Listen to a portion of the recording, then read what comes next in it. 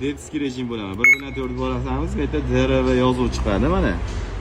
Bu mashina inomarkalarda ko'proq bo'ladi, Honda'larda yoki Spark'larda ham bor hozir.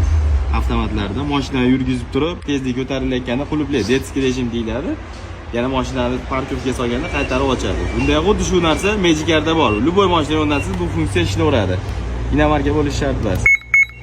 Xo'p, qaytarib 1.4 bosamiz, o'chadi. Xo'p, yana oxirgisi 2.3 qo'shib bosib turamiz mana. Menyuga kiradi. Remote menu deyapti. Soat to'g'rilaymiz birinchi bo'lib. Mana tepaga 1 ni bossangiz tepaga yuradi soat, 2 ni bossangiz minut yuradi. Mana soatingiz necha bo'lgan bo'lsa, o'shanga to'g'rilayveradi. Xo'p, endi bu soat to'g'rilaganimizdan keyin 950 bo'libdi. Pastni bosamiz, bu 4 kalitni bossak, timer.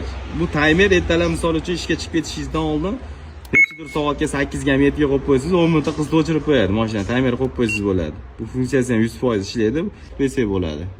Xo'p, vibratsiya. Buni hali qulfni ochganingizda pultdan kimgadir ovoz yoqmaydi, vibratorli qilib qo'ysa bo'ladi. Bitta bosib vibrator bo'lib qoladi. Tepaga vibratsiya, bezuv ko'p bo'ladi. Qulfni ochganimizda pultni g'ing qilib ishlaydigan bo'ladi. Biz buni ovozini yoqib qo'yaveramiz.